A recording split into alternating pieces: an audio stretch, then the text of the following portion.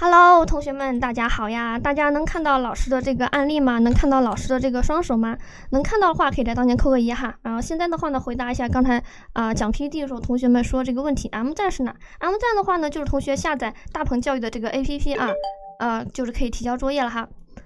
好，然后的话呢，同学就是说我们先来欣赏一下，看一下咱们今天这个案例，分析一下它这个制作顺序哈。好的，同学们设备都没有什么问题，大家都能看到能听到，咱们就继续哈。然后制作顺序的话呢，我们当然是来先做这只鲜的一只仙鹤啦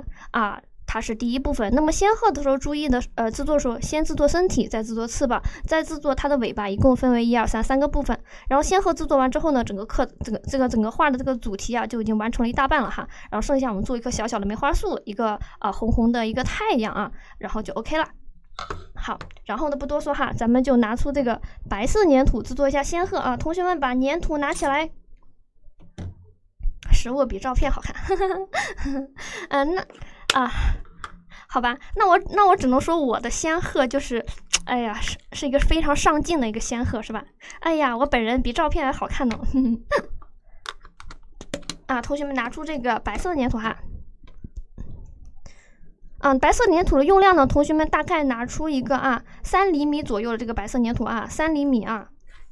3厘米其实是老师让我们拿的比较多一点的如果正常来说2.5就够了，但是稍微多拿一点，就是说它有个修剪的一个空间，不然的话呢，我怕你们拿的粘土太少万一就是说哪个边缘或哪个地方做的不太合适，没有修剪这个空间了哈。然后咱们还是老样子，先给它揉它把里面的气泡给它揉出来。揉完之后呢，我们先把它这个身体团成一个圆球哈。先把身体团成一个圆球，然后呢，同学们，我老师稍微把屏幕放大一点，好不好？稍微把屏幕放大一点因为现在呢，我们要给它身体做一个造型，放大一点的话呢，同学们可能就是说看得更清晰一点这边呢是咱们的美的仙鹤这边的话呢就是咱们的这个操作的这个空间。同学们这个圆球都团好了吗？团好一个圆球非常简单比例上给同学们看一下2.5到3厘米之间大概就这么大。然后这一步的话呢，我们先给它做成一个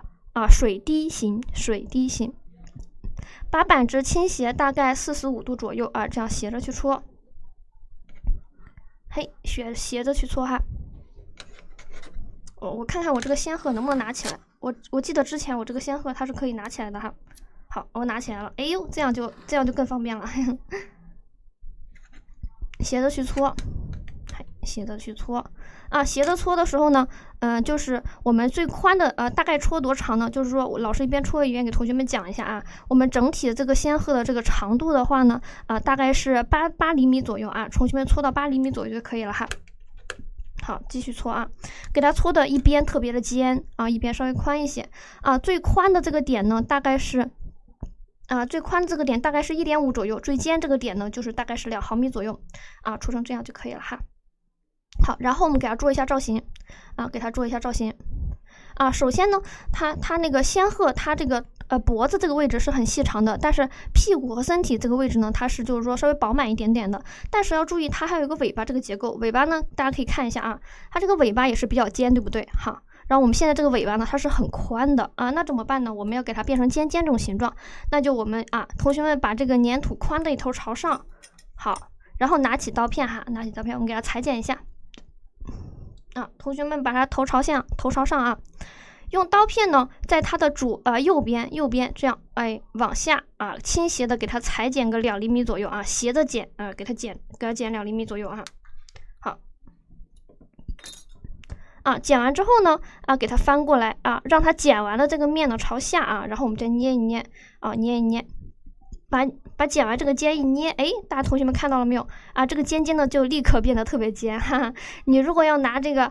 工具，比如说压泥板去搓的话呢，也容易搓尖，但它搓的时候可能会就是说可能就是说搓的时候呢就搓不了特别尖，会稍微麻烦一点。我们拿剪刀给它剪一下之后再捏，它就很容易变尖了哈，这个就是稍微方便一些。然后我们来塑造一下它的脖子和头。首先这个仙鹤的身体的话呢，它是长度在3厘米左右3厘米左右。我们找一下它这个尾巴一直到它这个前面大概是3.5左右，我们尽量稍微做长一点啊，因为这个尾巴会被盖住一个部分，所以同学们就预留0.5啊，3.5这个位置同学们看好没有？这个位置开始戳，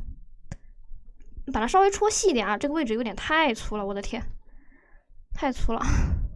给它左右两边轻轻的搓一下啊，宽度的话呢，给这个案例差不多啊。这个案例脖子这个宽度的话呢，大概是0.5左右，但它越往上的话会稍微变细一点，我们就按0.5的这个宽度去搓它。同学们把脖子的话呢，给它搓成0.5这个宽度哈，然后往上面的话再搓一下。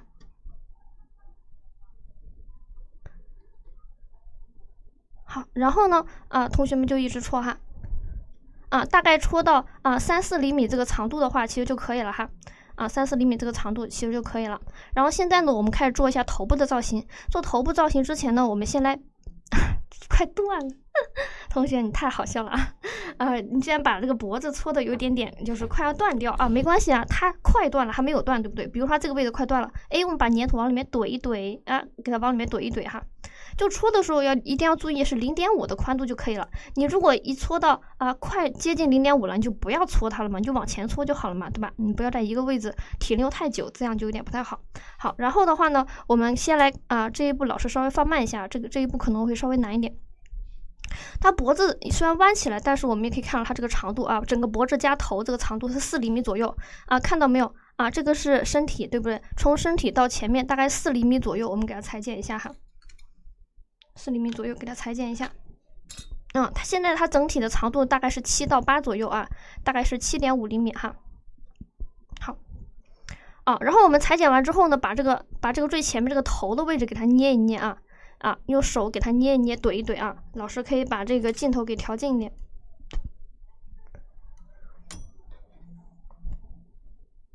给同学们看清点好，最前面这个位置捏一捏，怼一怼让它变得更加圆润一些。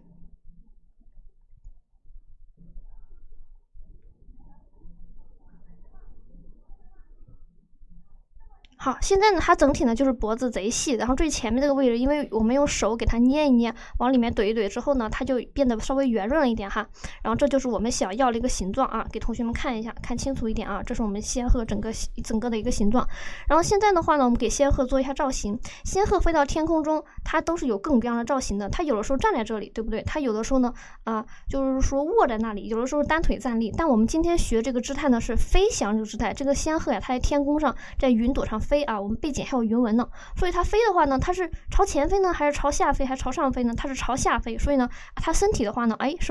是往下倾斜的，然后脖子的话又扬起来，对不对？它如果脖子就这样的话呢，它怎么看前面的这个物体呢？所以它脖子是扬起来了。所以我们现在趁粘土没干在它这个身体和脖子衔接这个地方往上弯给它弯成一个C 字形，一个微笑的一个嘴巴的形状。给同学们看一下微笑的一个嘴巴的形状。好，然后头的话呢，可以往前来一点点，因为头的话呢，它是个比较接近于平行的一个角度哈。头太细了，刚才做成一致了，要重新做吗？不用的，不用的。粘土如果没有干的话呢，比如说给同学们就是说操作一下如果有同学的脖子头做太细了，你看，比如说像这种情况。这个头挺细的吧我们就是想给它搞粗一点的话呢，你把这个粘土给它折到后面去，给它往后折不要往前折，不要往左，往后折，然后怼一怼用手指给它怼一怼，它这不就变粗了吗？这不就是仙鹤头吗？给它往后，给它稍微窝进去一点点，然后呢，用手往里面怼一怼粘土没干，我们随便怎么摆弄它都可以哈。好。身体已经压扁过了吗？身体还没压扁呢，身体没有压扁，你看贼厚，还没有压扁这个身体的话呢，就是说不用给它压太扁可以稍微轻轻的塑造一下。身体的话呢，我们主要是斜着压哈。现在的话呢，主要给同学们讲一下这个脖子造型。这个脖子的形，老师做到这一步之后呢，问一下同学们这个脖子的形，同学们凹出来了没有？凹这个造型凹出来了没有？这是第一步哈，我们先把它身体的大形搞出来。这个脖子的形还有这个身体的形凹出来之后呢，我们再来制作一下它这个尾巴还有身体的一个边缘处理。然后这第一步的话呢，同学们如果跟上的话呢，就做完同学呢可以扣个1没做完同学扣个2，老师看一下咱们同学这个进度。我做的像天鹅，天鹅也很好看呀。天鹅的话可能是你身体都太宽了，你可以把后面剪掉一点，然后捏一捏，它会变细了。好，同学们都没有问题了哈。然后咱们做一下身体这个形哈。这个身体的形呢，它是这个样子的，它是左右两边是一个斜面啊。我们用这个叫亚克力板，左右两边倾斜的这样去压一下，倾斜的这样去压一下。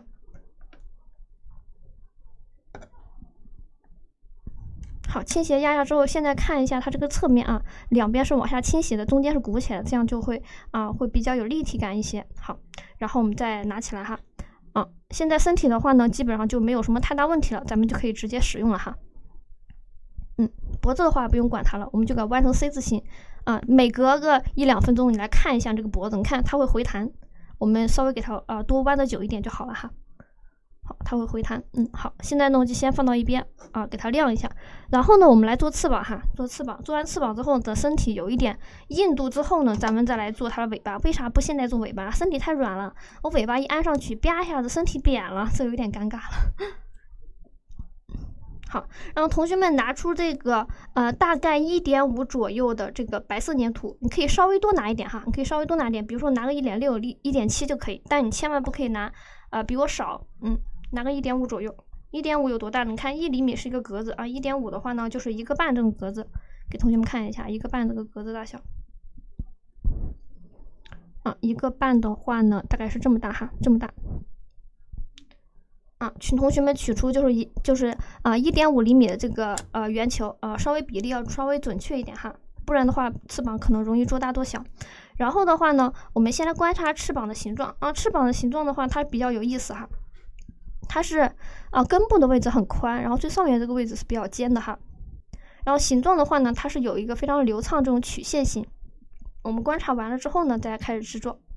好，老师先把这个身体放到一边去。第一步呢还是万能的这个球形哎呦不好意思，我的这个粘土沾了一个就是黑色的灰尘，老师给它弄掉。先给它团成一个圆球，然后呢再这样斜着搓斜着搓给同学看一下角度，大概斜到这个角度就可以哈，斜到45度左右哦。搓成一个尖尖的一个水滴，给同学们看一下尖尖的一个水滴。另一边的话呢就不用搓的很尖哈，另一边的话我们可以用手捏一下，给它稍微捏尖一点。整体的这个长度的话呢，大概是在4厘米左右哦，4厘米这个长度给同学们看一下，宽度是在1厘米，长度4厘米，然后呢一边的话呢宽度是1厘米以上，另一边的话呢就是比较细一些同学们可以看一下自己搓完这个长水滴的长度和宽度有没有什么太大问题。如果比较细的话呢，给它上下两边怼一下如果就是说太宽的话呢，你可以用手捏一下塑一下形。没有问题了，咱们就继续哈。好，我们怎么样做这个翅膀呢？首先呢，我们先给它压成一个薄片哈，先给它压成一个薄片。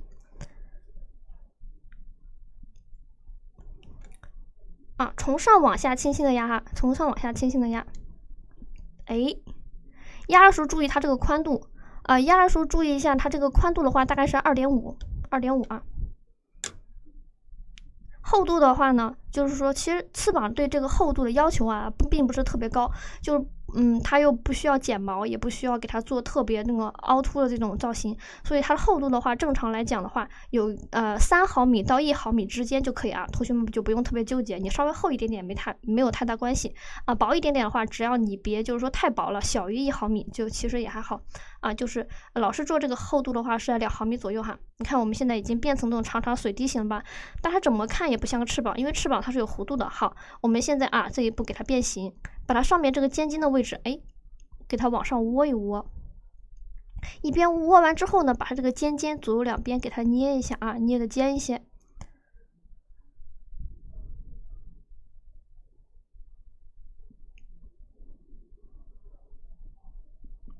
这个边边的话呢，也要用手给它捏一捏哈。这个边边的话呢，我们只要捏里面这个边就好了哈，里面这个边稍微捏薄一点为什么呢？一会儿呢我们要在这个翅膀里面这一边给它剪羽毛，如果你不捏的话呢，它可能剪羽毛会有点粘连，因为大家都知道粘土越厚呢，你在剪它的时候它越容易粘越薄的话，它可能粘的可能性就会小一些，所以我们要把里面这个边边给它稍微捏薄一点。看捏完之后，从侧面看一下这个厚度啊，就会稍微变薄一点点哈。然后现在呢，可以比一下，我们一定要养成个习惯，每种完一个部位，给它放到身体上，给它比一下啊。现在给它放到身体上比一下啊。下面这个部位不用担心啊，它是会裁剪到的啊。一般正常的话，都是会折叠一部分哈。所以呢，这样而且会牢固一些。所以呢，它翅膀注定是要被我们身体压一部分的啊，这个就忽略一下。我们就看它露出来这个长度，露出来长度的话呢，大概也是3.5到4厘米左右哈，看一下这个大小是否合适啊，没有什么太大问题的话，咱们就继续哈。翅膀呢，老师喜欢一次性做一对儿哈，就是我做完一个翅膀之后呢，我不会立刻去修理它，我还会做第二个比完之后，老师发现这个衔接根部这个位置好像有一点点的这个宽，我可以用手稍微捏一下啊，捏的窄一点，有一点点宽是吧？好，有一点宽的话，你可以在根部这个位置稍微捏一下哈。你的翅膀有点宽是吗？你的翅膀你可以像老师一样啊，用手给它捏一捏。如果实在太宽的话呢，你拿这个剪刀给它剪一下。正常的宽度的话呢，给同学比一下正常宽度给同学比一下，就是大概是2到2.5之间，2到2.5之间，2.3呀、2.4都可以哈。2到2.5之间这个宽度啊，给同学们看一下，你稍微宽一点没有关系啊。好，然后呢，我们做完一个翅膀之后呢，再做另外一个取土量的话也是1.5哈，1.5给同学们看一下大概有多大。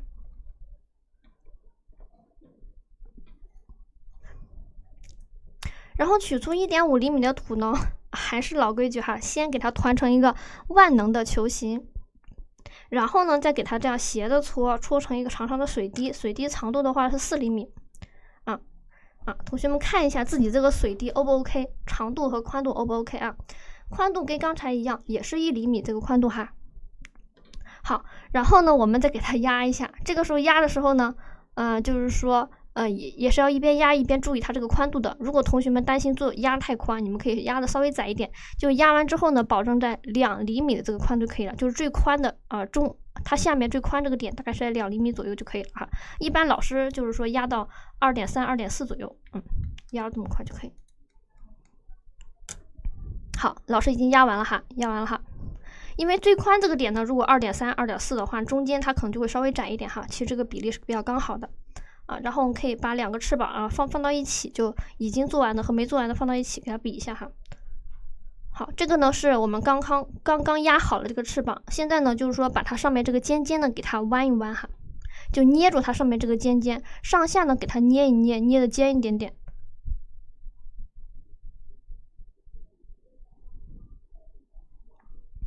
弯一点哈。这个粘土回弹了，回弹就是说本来我们给它弯的很弯，然后它放一段时间它就不弯了啊，回弹也是很正常的。它要回弹的话呢，我们用手再给它弯一弯。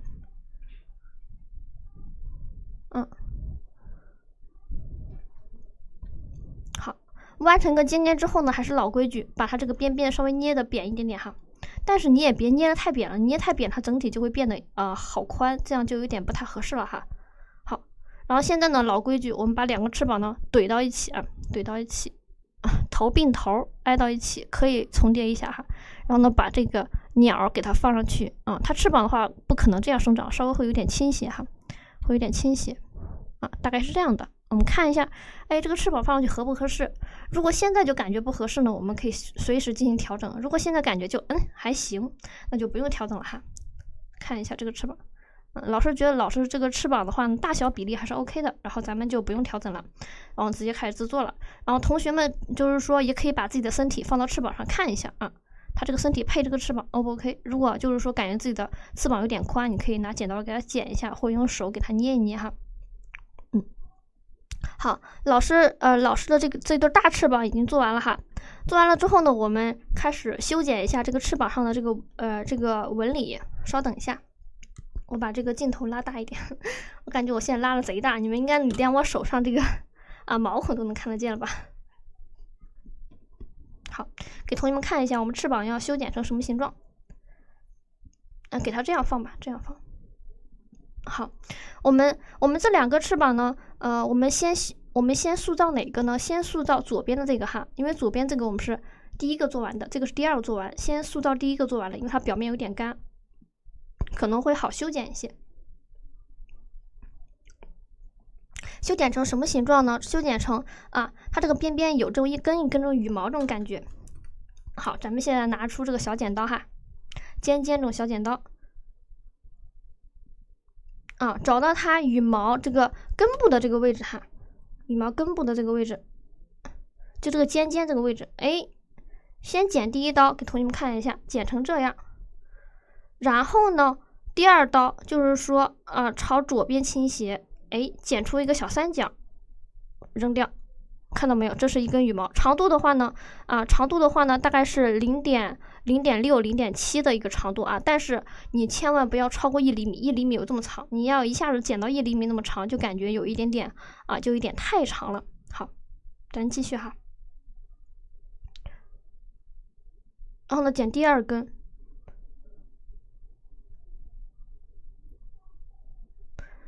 第二根的话呢，也是一样的方法哈，左右两边剪一下剪成个小三角，应该把它掉。然后呢，每一根羽毛这个宽度的话，给同学们看一下，每一根羽毛这个宽度的话呢，大概是2毫米左右这个宽度，上面是2毫米宽度，往下越来越窄我们控制一下它这个宽度。好，然后剪下一根。就这个毛的话呢，你最好不要剪太短，你如果剪到每一根大概是长度在3到4左右的话，它就有一点点太短了哈。然后角度的话就斜着剪哈，同学们就斜着剪，不要直愣愣的剪，就是倾斜着这样去剪会好一些。这个镜头呢是不是有点不太聚焦？这样看能看清楚吧？老师每一根这个羽毛的这个长度，还有每一个小三角这个大小，小三角大小跟我们每一根羽毛这个长宽基本上都差不多的哈。然后老师稍微等一下大家，我不知道大家剪的时候这个速度 O 不 OK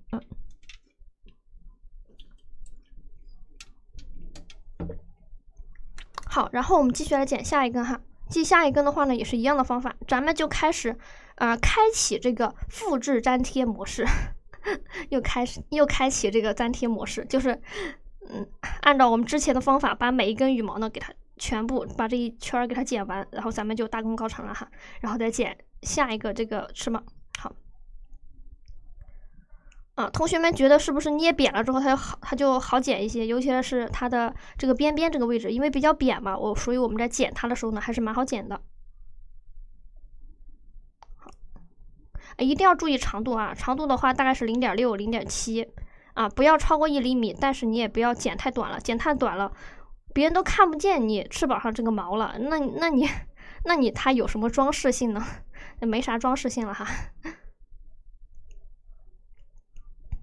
我们一般剪多长呢？剪到根部这个位置，大概留个1厘米左右就可以了。因为根部1厘米这个位置，它是跟身体有一点点重合的，你就没必要剪了就最后可以留个一点点距离，不用剪了。你剪了的话呢，它最后也看不见，那有点耽误时间。然后呢，老师最后2根呢，可能有点厚，它有点粘连。粘连的话呢，你用个棒针或用个稍微尖一点东西给它抚平一下就可以了哈。然后老师把这个光挡一下，给同学们看一下，我们最后剪完翅膀这个形状。做到这一步有没有问题同学们，大家在剪这个翅膀毛的时候有没有什么问题？有问题可以发一下咱们来一个课中小答疑，有什么问题大家可以说一下哈。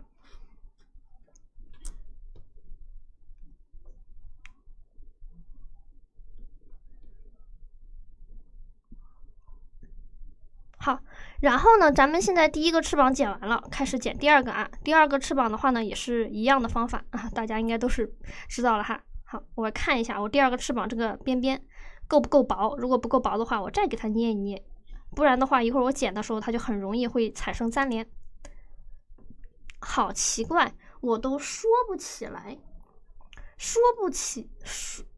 不起来啥意思？你是说你这个翅膀的形状吗？还是说它这个羽毛呀？好，第二个呢，我们剪的方法还是一样哈，从它最下面这个尖的位置开始剪，就是这个翅膀尖开始剪。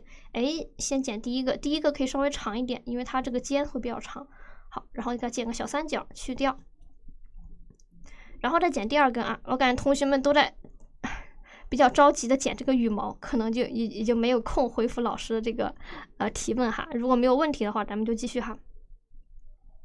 然后剪第三根，每一根的话呢，长度大概是0.6、0.7。我建议同学们可以稍微剪长一点，比如说0.7，这个就蛮合适的你要剪太短了，它真的就有点看不见了看老师剪了之后基本上是没有什么毛边的哈。那是因为呢，我们把它这个边边捏薄，并且我们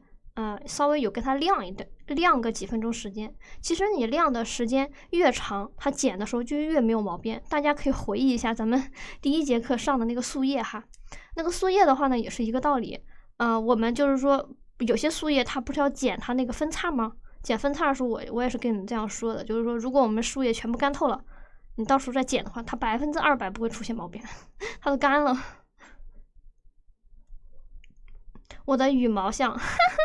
啊，同学，你这个形容词有点太搞笑了我都不好意思念出来。不过呢，你是不是你这个粘土太湿了呀？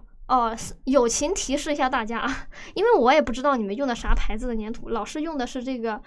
一般是用巨象大石和精灵土哈，也是比较普通这种土。如果你们这个粘土太湿了，或者粘土的这个质地呢太软的话呢，你可以就做完这个形，就不用管它了。你等到1个小时、2个小时之后你再剪，它绝对不会出现毛边，也绝对不会软了哈。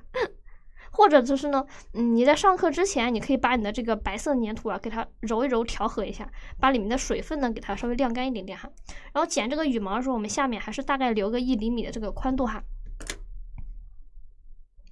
然后呢给它倒过来，倒成这个形状，倒成这个形状。老师呢把镜头稍微调远一点哈，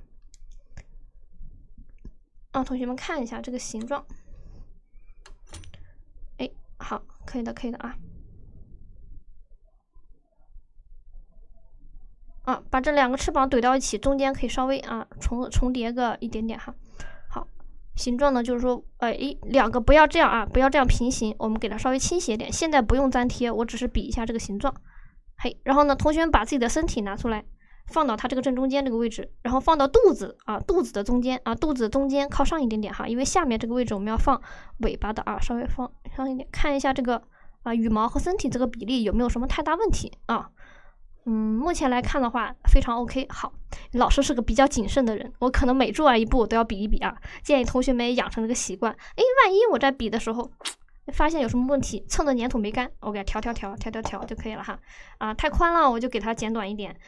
太窄了呢我给它捏扁一点，它就变宽了可以调一调。好，然后呢咱们现在做第2层翅膀。第1层翅膀感觉同学们都轻轻松松的搞定了，对吧？老师现在再问一下同学们这个进度哈，这2片翅膀的羽毛剪完了吗？同学们，剪完的同学在当前扣个1，没剪完的扣个2。剪完的同学咱现在可以拿出这个白土给它揉一下调一下准备做第2层没有剪完同学呢稍微抓紧点时间，我们把这个羽毛再剪一剪哈。同学的粘土太湿的话呢，就像老师刚才说的，你可以不用现在剪呀你现在不剪也没有关系的。其实这个毛的话你啥时候剪都行，你可以等到这个下课之后剪都行。如果你粘土太湿的话哈，这个毛什么时候剪都可以的没必要非要现在剪哈。如果没有剪完的话呢其实也可以跟着往下做，这个不影响的因为你粘土越干，它剪这个毛反而越漂亮，它就这个道理哈。好老师看到有一部分同学也做完了哈，做完同学跟着老师一块拿出这个白色粘土哈。其他同学的话没有做完同学也先就是不要再剪这个毛了，我们先剪出一片翅膀就可以了哈。先剪出1片翅膀就可以了，另一片翅膀的话可以等到下课时候再剪，反而会剪得更漂亮。我们取出1厘米左右的白色粘土因为它第1层翅膀会大一点，所以取 1.5。 第2层翅膀的话取土量就是1取土量是1厘米，给同学看一下标准的1厘米。好，取2团另一团的话呢其实也可以现在先暂时放到这个小袋子里扣一下因为老师怕它干掉。好，我们先用其中1团哈，就是土不够干，对，就是土不够干。剪小三角有很多丝儿，那个丝儿其实一般老师会称它为毛边刚才老师讲了，就是说粘土湿的话会产生毛边。建议同学不要现在剪了，你可以等它稍微干一点之后再剪，等个半个小时1个小时就好了发光芯同学现在先不用剪它了可能是你的粘土太湿了，你就等它稍微干掉干一会儿之后再剪哈。我们先跟着做第2步第2步我们先把这个小翅膀的形塑造完之后，你什么时候粘土比较干了你再剪，它绝对不会出现毛边了可以等到答疑环节再剪没有关系的哈。好，同学们把这个1厘米的这个土呢给它戳成一个小小的一个水滴型，长度的话3.5。我们第一层翅膀大家还记得尺寸吗？是4。第二层的话就3.5哈，比它稍微短个1厘米稍微短一点点就可以了哈。好的，发光新同学，你这个土比较湿，真的也是没有办法哈，只能等它干一点，或者是你下次上课之前呢，把这个土多调整一下土质，提前暴露在空气中，让它自己挥发一下。好，同学们看一下这个尺寸啊，3.5，比4厘米呢稍微短一点点哈。好，还是老规矩，给它压扁，从上往下轻轻的压压时候注意它这个宽度啊，压缩宽度是在2厘米左右。2厘米啊，比我们第一层也要稍微窄一点，大概是2厘米。我们第一层的话是2.5，对吧？第二层这个第二层小翅膀的话呢就是2。然后呢，这个尖尖的话呢也是要用手给它捏的尖一点，捏的尖一点之后呢，给它往上翘啊，翘成往上有一个这样的弧线这种感觉。好，然后我们第一个翅膀做好之后呢，可以先比一下啊，给它放到我们的第一层翅膀这个上面去。这个光线的话真的有点太好了，老师用手挡一下给同学们看一下，就放上去看一下是不是比第一层要小一点呢？如果它太大了，完全把第一层给盖住了同学们放上去之后呢，发现我完全把它给盖住了，第二层翅膀完全看不见了，那就不行，那你就用手捏一捏，给它捏窄一点，或者是拿剪刀给它剪小一点啊。正常的它是要比第二层这个翅膀稍微小1到0.5这个宽度的哈，1到0.5之间这个宽度。老师觉得这个做的没有，老师这个感觉就是说宽度还可以我们就继续做哈。同学们如果觉得宽度可以的话，也可以继续；不太可以的话，自己修正一下哈。好，然后拿出刚才咱们准备这个1厘米这个小粘土，给它搓成一个4厘米左右这个长水滴，长度的话呢是3.5。长度的话3.5哈，然后从上往下呢给它压一下，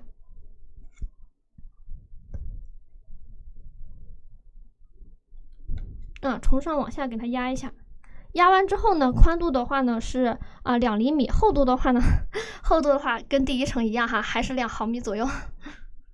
然后呢，我们再给它上面这个尖尖两个翅膀可以对比一下，这样的话呢，我们在制作的时候稍微可以制作对称一点哈。把它往下面尖尖的往上窝，给它窝的尖一些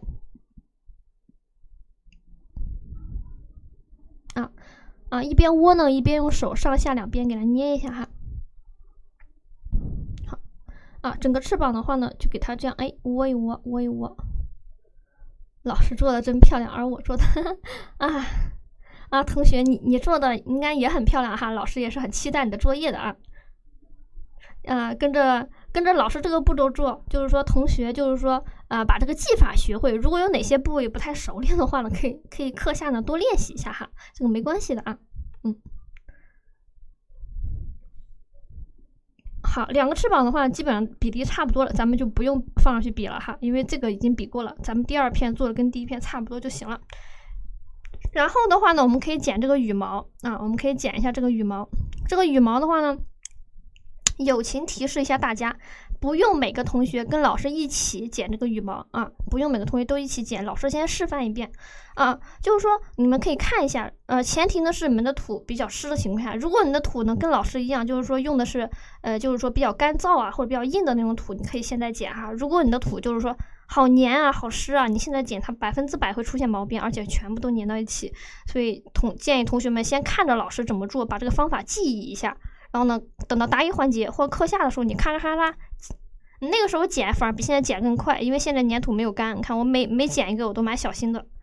每剪个小三角我都挺小心的，我害怕它粘到一起。你们到时候呢它已经干了，你们剪的时候反而速度会更快，剪完更漂亮哈这个就同学们根据自己的情况来好吧如果粘土比较湿的同学呢，再三提醒不用现在剪，你可以先看一下老师怎么剪的。如果粘土比较干的话，你可以跟着老师一起剪哈。这个技法的话呢跟刚才第一层一模一样，所以呢就是说同学们可以稍微加快一下自己的这个速度哈，熟练度，咱们的熟练度已经上来了哈。这个翅膀已经剪2遍了方法的话都是一样的哈。每一个翅膀长度的话呢大概是0.6 0.7每一个这个翅膀上这个羽毛的这个宽度的话呢大概是2毫米老师呢也可以把镜头稍微拉近一点点哈同学们看一下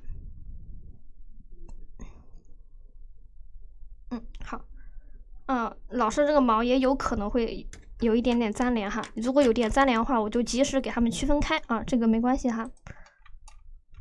好，咱们继续剪啊，继续剪。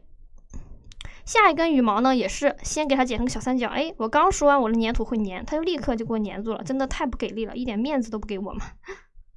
不给我一点面子。好，然后我们再剪一下哈。哎，剪的时候呢，注意它这个最后面这个位置啊，如果我们出现这个拉丝的情况，我们把这个丝儿给它剪掉就行了哈。如果出现这种毛边的话呢，就是说它不是出现一个丝，它是出现那种就很小的这种拉丝，就是我们一般称为毛边，我们就可以就是说用这个压痕刀，看到没有？压痕刀顺着我们剪完这个痕迹给它往进去怼一怼，怼一怼就好啦。怼一怼之后呢，它就你看，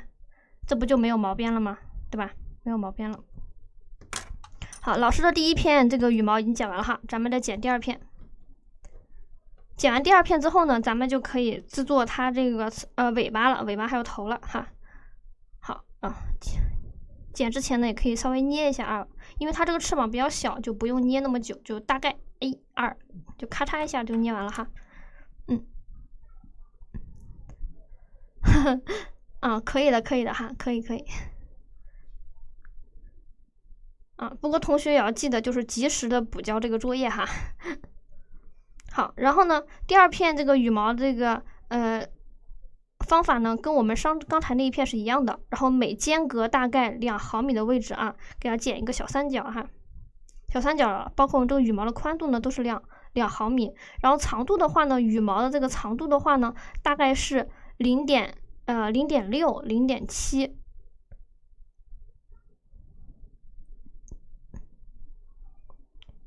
老师这2片都快要剪完了，同学们剪的话不用剪太长，就剪到距离根部大概距离一个，就是说，因为这个翅膀比较小，就不距离1厘米了，距离一个0.6、0.7，最后留一点点不用剪，它这个位置是要被身体盖住的，是重叠的部位哈。然后咱们现在的话呢，可以把这个重叠这个部位它是要被身体盖住的，我们可以稍微用手给它捏一捏捏的扁一点，这样一会儿我们在重叠的时候呢，它就不至于那么厚哈。然后呢，我们左边捏完了之后，右边捏一下哈。捏一捏，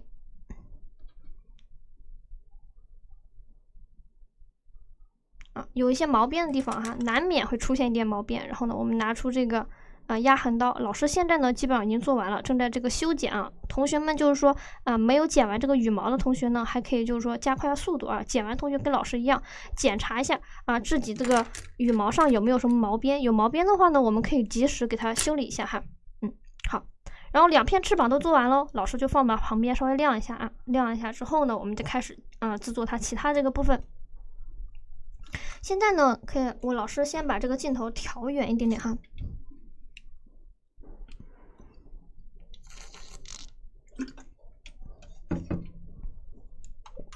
好，调远之后呢，我们来看一下这2个翅膀的话呢。就先放到旁边，让它们稍微晾一下，定一下型，然后咱们再粘贴。咱们现在呢可以制作这个尾巴的部位了。翅膀同学们都剪完了吗？其实没有剪完同学的话呢，也不要着急哈。没有剪完同学，你们现在不用剪了不用剪了，就给它放下就可以了。放下它，因为的话呢，它粘土越干越好剪这个老师已经重复好几遍了。就是如果现在没有剪完的话，先不用剪了，咱们把尾巴做完，到时候它绝对已经干了一大半了，然后你再剪它就会觉得好好剪完全没有毛病。好，尾巴的话呢，我们现在观察它这个华丽的大尾巴，给同学们看一下，一共用到了2个颜色一般仙鹤尾巴上毛呢会稍微深一些，用到了咖啡色和黑色咱们同学们就拿出这2个毛就可以了。形状的话呢，有点像火焰形，对不对？就是说带一点弧度带一点弧度长那种长条长水滴。但是呢，它们共同特点就最上面这个尖尖呢是比较尖的也是比较弯一点点的。最后呢，给它涂上金银丙烯，给它做一点装饰就可以了。放假了不同学，你啥时候放假你们是啥时候放假呢？应该快了吧？我感觉马上快过年了，同学们应该快放假了。到时候放下补也可以哈，放假补也可以。如果现在就是快过年，同学们感觉就是说稍微比较忙的话呢，也可以放假的时候补这个没关系的哈。然后我们拿出这个咖啡色的丙烯咖啡色的丙烯，做一下尾巴上这个毛。咖啡色丙烯的话呢，同学们大概拿出个1.5左右的这个土，基本上就够做这几根毛了啊。它需要的土量呢不是很大，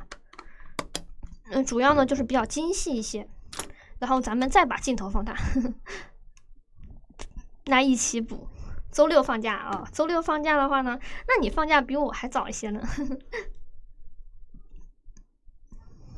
如果仙鹤整体黑色，尾巴毛可以怎么配色？如果同学做这种整体是黑色的这种仙鹤，黑仙鹤的话尾巴你可以用白色啊，特别鲜。尾巴用白色啊，尾巴用白色可以给它涂一点点这个银色的这个边边，挺好看的。然后黑色的话呢，上面这个毛你也可以用白色或者是银色给它轻轻的勾勒出像这种小小这种羽毛，很有创意哈。但背景的话呢，你就不要用黑色了。然后咱们现在做一下这个尾巴哈。尾巴的话呢，同学们从我们刚才取好了这一团土当中揪出一个0.3厘米0.3、0.4左右就稍微小一点的一小团咖啡色粘土，然后给它这个板子倾斜15度不要倾斜那么宽，它比较小，你就倾斜个15度左右，就这样斜一下。然后呢，给它搓成个细细的长条哈。搓完长条之后，它一般是在3厘米左右我们先做几根长的，再做几根短的。好，然后的话呢，我们给它掰弯，给它做成这种弯弯的这种形状但是也不要弯太多，弯太多它就有点不太像这个羽毛形状，就左右两边弯一下，然后呢再轻轻给它压一下，压完时候厚度是在1毫米左右这个厚度。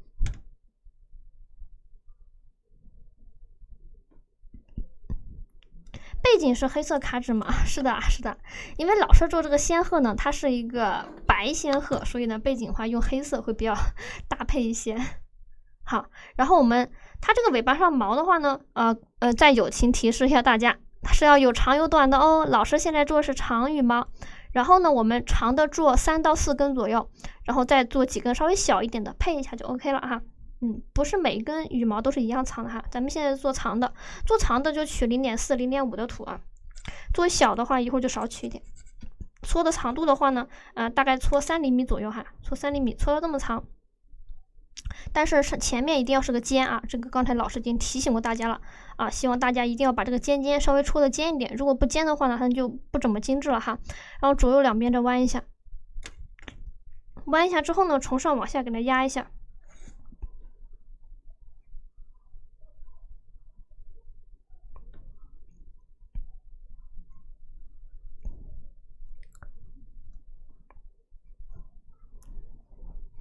好，然后呢，我们现在已经做2根了哈，2根的话其实还是有点少的，然后按照同样的方法，我们再做2根，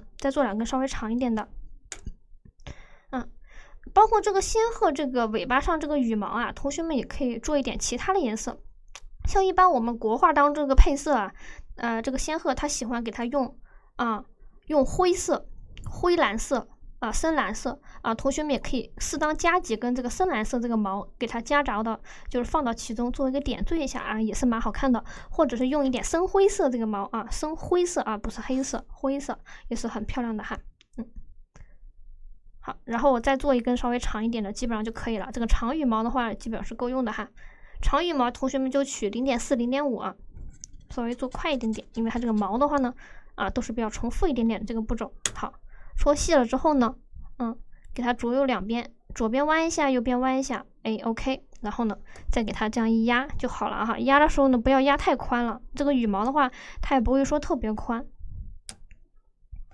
老师这个毛呢，就压完之后感觉不是很尖，我可以用剪刀给它修剪一下哈。好，然后呢，做完4根左右呢，基本上差不多了。然后我们给它进行一个粘贴，这一步呢可以粘贴了哈。同学们把自己的这个白乳胶拿出来，拿出来白乳胶。如果我们等它完全干了之后，全部做完再粘贴的话呢，可能有些羽毛会比较硬，粘上去呢不是很好贴合。我们趁它们现在还没干先给它粘第一层，第一层就粘我们最长这个毛，在这个尾巴根部这个尖尖的位置给它涂上一点白胶。给同学们看一下哈，涂一点白胶。然后的话呢，拿出我们这4根羽毛当中，你感觉稍微长一点的吧，其实都差不多一样长，你感觉稍微长一点的贴上去。贴的时候注意尾巴啊，这个咖啡色的这个毛啊，它跟这个身体贴合这个位置呢，还可以就是说稍微有一点点重叠哈，稍微重叠一点点啊，重叠一小部分。然后另外的毛发呢，因为它尾巴是比较尖的，我们可以给它贴合到两边去。不用每根毛全部贴到它的上边，有一些毛发呢可以贴到它的这个侧边以及后边哈。身体的就是侧边还有它的后边也是可以贴一点点的。看，比如说我们还剩一根，可能没有什么地方贴了，给它贴到它的后面去。都是可以的啊。老师贴完了，但是呢，这个毛发看起来整体呢是比较稀疏的哈。比较稀疏，因为它只有几根，然后老师这个案例的毛呢就比较多一点点现在的话呢，我们可以多做一些哈，多做一些再做几根小的放到前面来啊。这几根小一点这个毛呢，长度的话呢，大概是在1.5到2厘米左右，就稍微做短一点。然后呢，取土量呢，大概取2毫米左右的这个咖啡色粘土哈。我们再做2到3根小一点的，然后再做一点黑色的，给它贴上去就行了哈。这一步的话呢，老师觉得就是说还是个就是说比较基础这种形状的一个塑造同学们可能就是说觉得这个羽毛的话呢，并没有特别的难，但是的话呢，可能就是制作的时候一定要注意它这个形状一定要自然。我们主要是学习一下它这个弧度，像还有一个发散性像我们今天学了仙鹤这个毛发对吧？这个羽毛还有尾巴制作方法还有母鸡这个尾巴，大家可以观察到两种这个动物的这个尾巴呢，它其实是不太一样的哈。像那个母鸡可能就会稍微厚一点，形状呢就没有那么多变这个仙鹤的话呢就会薄一点，然后形状的话呢会比较灵活一些。然后呢，以后我们也会学习到其他一些动物。其实方法的话呢，其实都有一点点接近。同学们以后做其他动物的话呢，比如说除了这个仙鹤呀，可以做一些类似于像孔雀呀、禽鸟呀，或者是其他的一些鹦鹉呀，它们这种羽毛也可以这样去制作哈。2毫米左右给它戳成一个上面尖尖的，下面宽宽的一个长条。左右两边给它弯一下往前弯一下，往后弯一下弯一下之后呢，给它轻轻的按一下轻轻的按一下，按出一个1毫米左右的厚度。然后老师现在已经做完2根比较小了，然后再做一根再做1根左右，差不多就够了哈。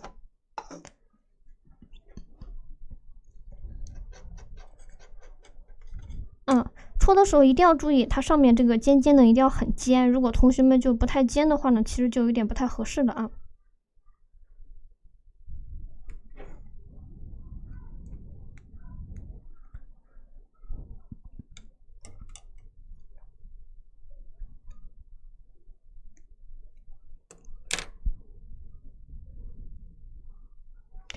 然后呢，我们现在就是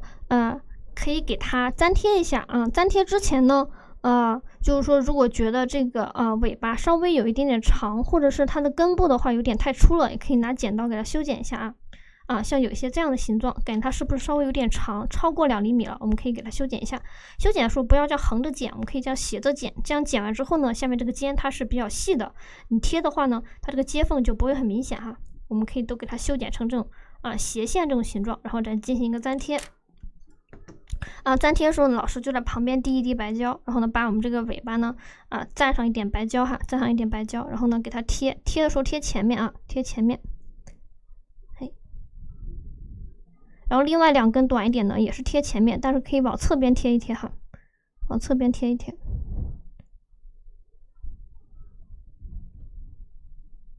好，然后这个咖啡色的毛做完之后呢，我们可以做一下这个黑色的哈。它除了有咖啡色，也有黑色的这个部位。黑色的部位呢，主要是就是说让它尾巴这个颜色丰富一些。如果它全部都咖啡色的话呢，就有点不太丰富。还有起个颜色的呼应作用。它头部呢，脖子是黑的它尾巴上如果带一点黑色的话，会有一个前后呼应的这个效果。像我们同学制作一些其他一些装饰画，或者平常在搭配作品的话，也要注意一个颜色的一个呼应。比如说同学就是说上半身穿了一件这个粉色的一个衣服吧哈。鞋子的话，你可以用粉蓝搭配，或者是搭配个红鞋，就稍微相应一点的颜色的话，它会感觉就是说整体会比较协调啊。好，然后我们取一点这个黑色的粘土。黑色粘土呢，就是说不用取特别多，因为它只要做2、3根羽毛就够了哈。我们做2根长的，然后做1到2根短的啊。我们先做稍微短一点的吧，放到前面去啊。同学们取出大概2毫米左右的这个黑色粘土哈，2毫米左右，还是一样的方法，给它戳成一个小小的细条条啊。长度的话呢是在2厘米，然后呢左右两边啊给它弯一弯啊，弯一弯之后呢再给它压一下。啊，粘上去。粘的时候呢，还是一样的问题啊，下面太宽了，拿剪刀斜着给它修剪一下。啊，老师在制作的时候呢，同学们有遇到说什么样的问题，包括这个羽毛形状不太对啊，或者剪的不太好啊，也可以说一下。你看，贴上这个黑色颜色之后呢，它整体的层次就丰富了哈，不然它就一个颜色，感觉好单调啊，对不对？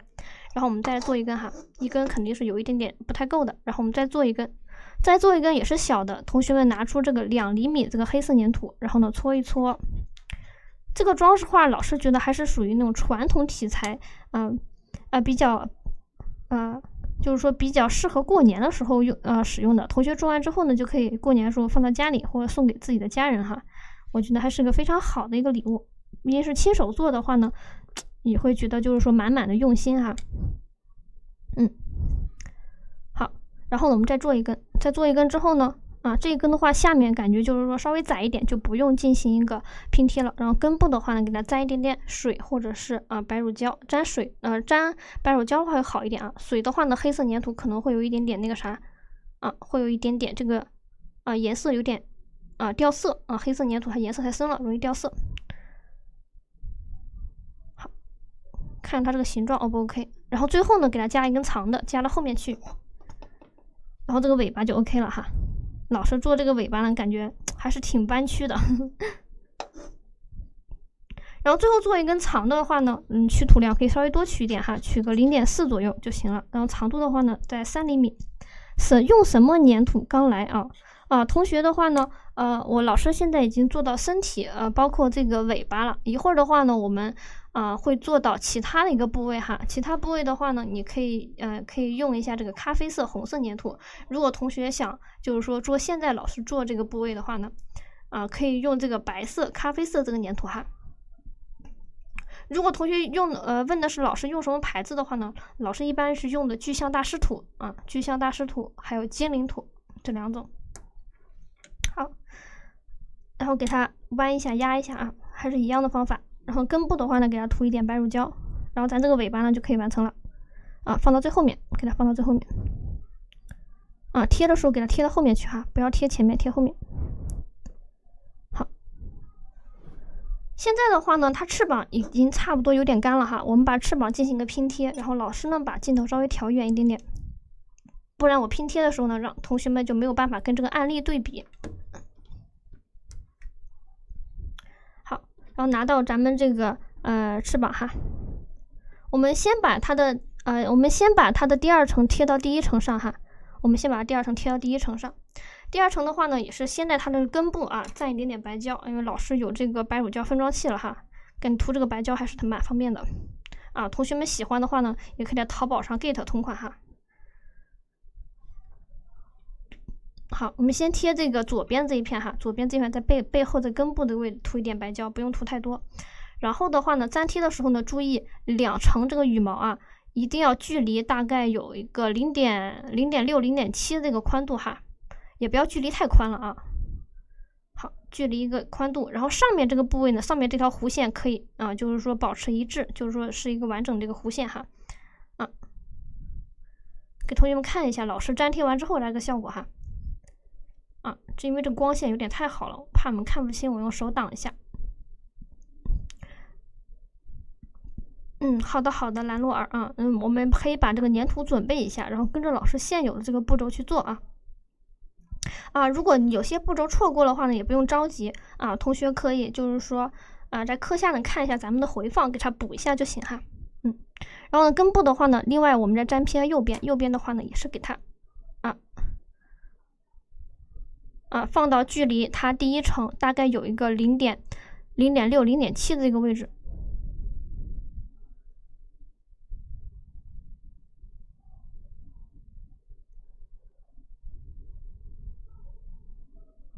好，然后呢，我们用手然后再看一下看一下这个翅膀的这个层次，看一下。好，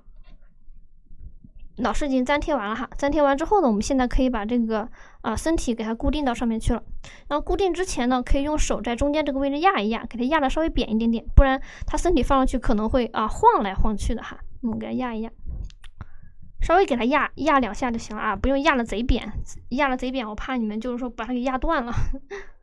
好，然后中间这个位置呢，涂一点这个白乳胶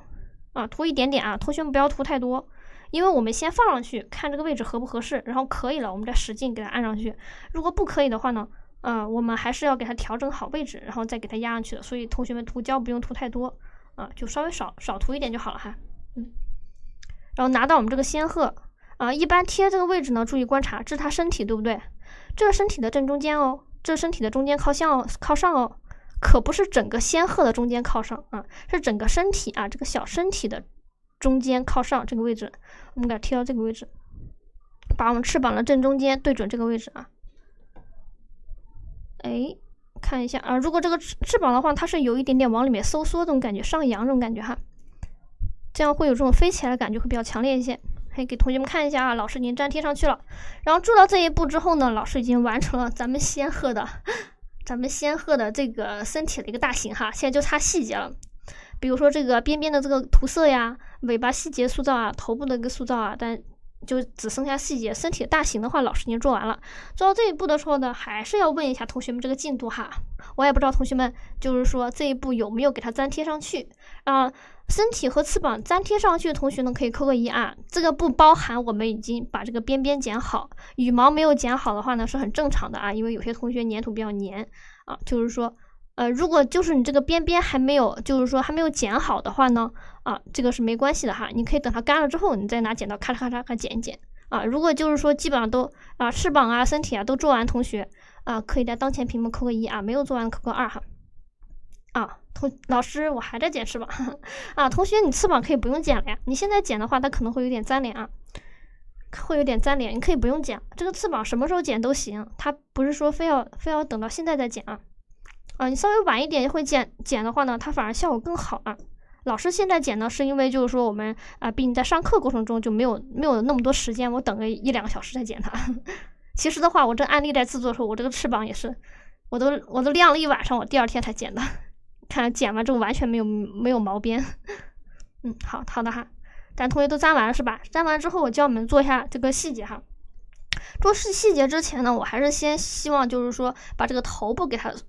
结构给它完整一下，不然它整体呢就是说还不是很完整。同学们取出大红色的粘土，我们做一下它的这个单顶单顶鹤的这个红色的这个头顶。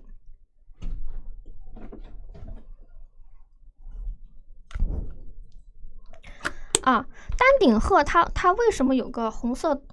这个底儿呢？之前我也挺好奇的，我以为是它的一个帽子呢，我以为是不是说单顶鹤这个品种它是有一个防御的一个器官，就它的帽子是不是可以帮它抵御点什么？后来我就有点好奇，我在做它的时候呢，我就去看了一下，看它这个头上这个红色的这个东西到底是个啥？看完之后呢，我感觉哎呀，太没意思了，原来就是这呀！它这个红色的呢，其实就因为丹顶鹤它其实是一个秃子，它头上是没有毛的它像咱们人类的话呢，它头上都是有头发，对吧？丹顶鹤它是没有的同学们就是说取出这个0点几来着0.3左右的红色粘土，给它揉成小球哈。它头上没有毛的话呢，它就是皮肤会比较脆弱，所以呢它就会长很多毛细血管，然后呢堆结到一起后来就变成一个红红的底儿了，因为毛细血管里面充满血液嘛，它就是红的原来就是因为这不过老师觉得很具有美观性哦。好，然后呢我们给它戳成一个椭圆形的一个圆球哈，椭圆形的一个圆球，椭圆不要正圆，然后两边的话呢稍微戳尖一点，然后从上往下压一下，压完之后呢这还有一点点这个厚度哈，厚度画在2毫米。好，然后呢我们把这个单顶给它按到它头上去。按之前呢，还是要给它涂一点白胶，不然的话呢，它会有一点点粘不住。找到我们这个脑袋正中间这个位置。给它按上去，因为现在我们脑袋是有一点点干了的，但是它这个红色的粘土呢是没有干的，所以现在的话呢，我们给它按上去之后呢，上下两边给它用手给它按扁一点点哈，这样呢它就会呈现出一个什么样形状呢？这样它就会呈现出整个脑袋整个这个红色这个头顶是中间宽两边窄这种感觉哈，会显得好看一点。笑了，呵呵，是吧？老师也觉得这个丹顶鹤它居然是个秃子，真让人没有想到。我以为这是个什么神秘的秘密武器呢？好，然后的话呢，我们把这个丹顶给它搞好搞好之后呢，做一下这个丹顶鹤的眼睛它眼睛的话，老师觉得就是说，其实我做这个眼睛的话，我觉得还挺费劲的。虽然这个眼睛看起来很简单，我要在这个1毫米直径的这个黑色粘土上再点一个直径为0.05毫米的这个白点我觉得还挺费劲的同学们，这个白点的话就不为难你们了你们就是说看自己的这个时间，如果就是比较丰富的话，可以去点一下这个点有点不太好点，它太小了。好，然后呢，同学们取出一个1毫米左右的黑色粘土，1毫米千万不要取太多了然后呢，轻轻的给它戳一戳，戳成一个圆形。然后呢，把棒针拿出来，找到我们整个眼睛整个脸不是整个眼睛，是整个脸正中间这个位置给它点一个点。好，点一个点之后呢，再用这个白乳胶在这个点上给它蘸一点点这个白胶好，然后呢，再把我们这个眼睛给它安上去，这一步就是简简单单。好，然后这个白点的话，我到时候交作业时候看一下同学们能不能把这个高光给点出来。好，然后我们来做一下这个嘴丹顶鹤的嘴的话呢，它跟普通就是也不能说普通这个是吧，就是跟我们常见的这种鸟类常见这个鸟类的嘴还有点不太一样。像我们常见的鸟都有哪些呢？麻雀对吧？喜鹊我觉得挺常见的，还有白头翁也挺常见的。它们的嘴都有点短，这个仙鹤的嘴还挺长的，尖尖的，它在那个水里叨那个鱼刺所以呢，我觉得它这个嘴长得还蛮有特点的同学们可以稍微做长一点同学们大概取出一个0.3、0.4吧这个其实0.3、0.4这个比例有点不太好把握，同学们可以多看一下，跟着这个格子看一下，就比0.5小一点点其实越小的土呢，它就越不好掌握这个比例。我让你们拿个3厘米、4厘米，你们可能不会拿错。我让你们拿个0.2、0.3，你们可能就是就不是很好掌握同学们拿土的时候可以稍微多比例一下。然后呢，我们把这个搓成一个长条，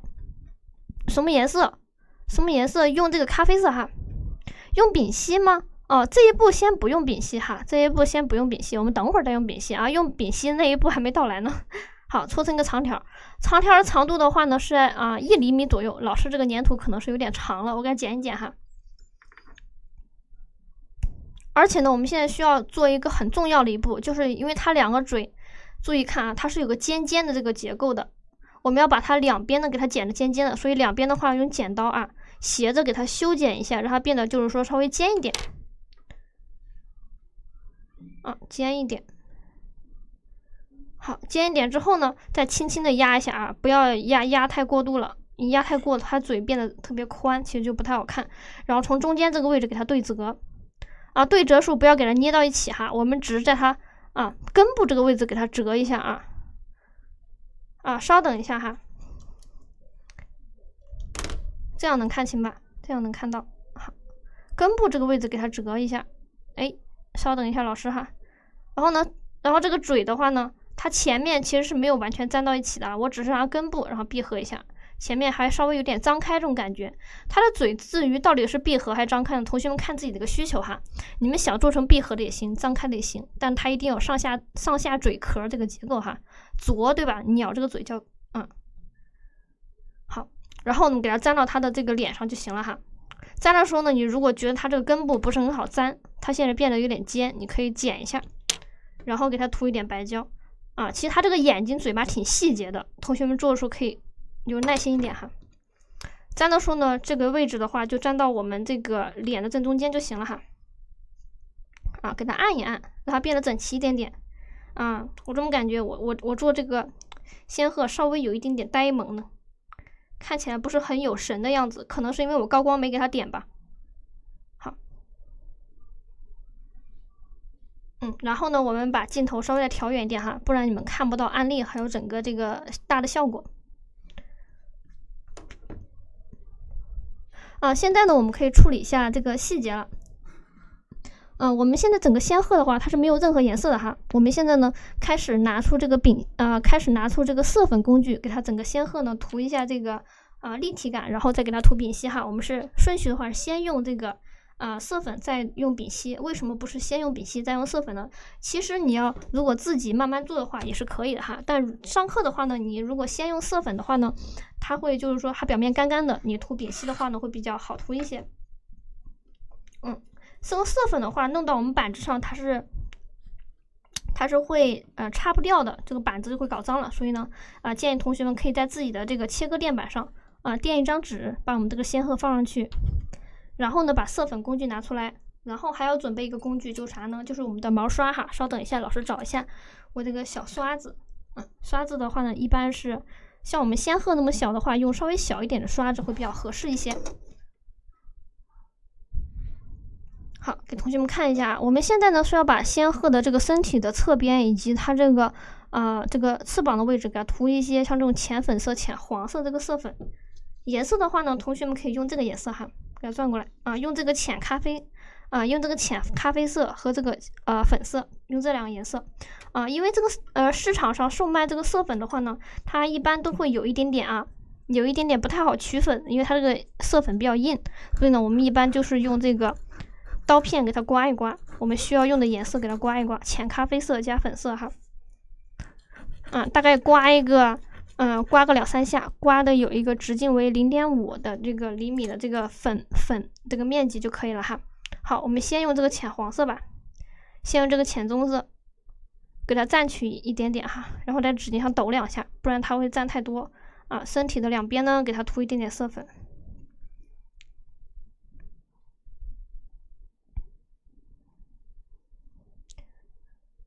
好，然后呢我们先涂它的下边哈。可能老师这个光线太好了，我涂上去之后同学们可能有点看不清其实我是给它涂了蛮多的哈，然后我就这样看，这样放，不知道你们能不能看清这样放哈。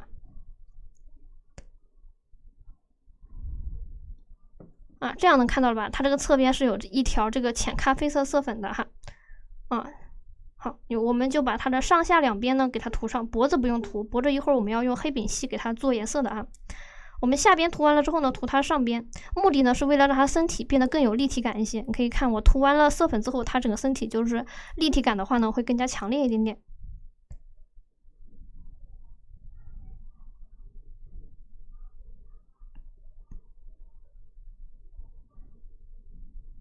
好，然后这个翅膀上呢也需要给它涂一点点哈。老师这个色粉的话呢已经用完了，然后再刮一点。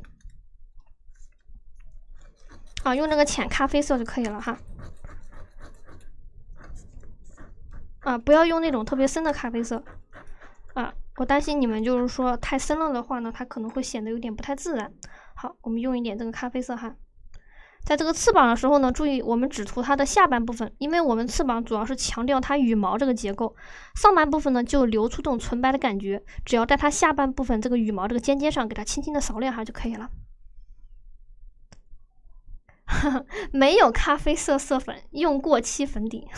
同学真的是非常善于就是利用生活中的这些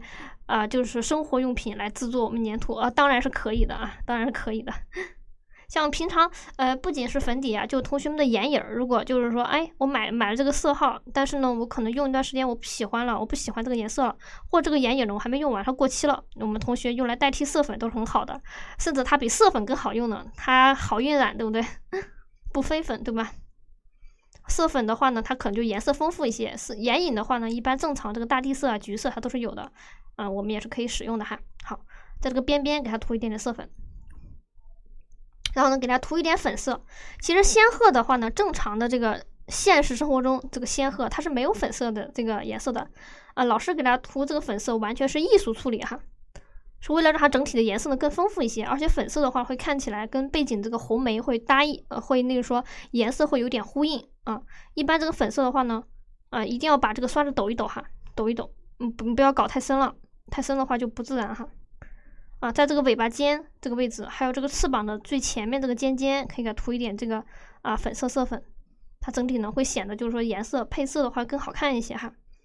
会有这种古典的这种感觉。还有这个脖子这个位置，好，老师这个颜色的话呢，其实已经涂完了哈，我用这个手挡一下这个光线，这个光线真的是太好了，给同学们看一下啊，涂完这个色粉的感觉。色粉过渡是比较柔和，颜色的话呢也会比较就是说浅一点，没有丙烯饱和度那么高哈。一般色粉呢我们用来涂大面积这个渐变啊，但是一些鲜艳的颜色还是需要用丙烯的。然后同学我们把这个色粉工具给它收起来，然后呢拿出丙烯颜料哈，拿出丙烯颜料，同时呢也要拿出丙烯颜料，就是说相应搭配的这个水呀、笔呀、调色盘呀，给它拿一下哈。笔的话呢，还是拿勾线笔，同学们拿这个最细的这个型号来用哈，最细的这个型号就是可以看一下老师这个笔锋就是拿你们现有勾线笔最细的这种型号。我们要画一下它这个羽毛的话呢，需要用到稍微细一点的。好，我们先涂一下这个仙鹤的脖子哈，仙鹤的这个脖子。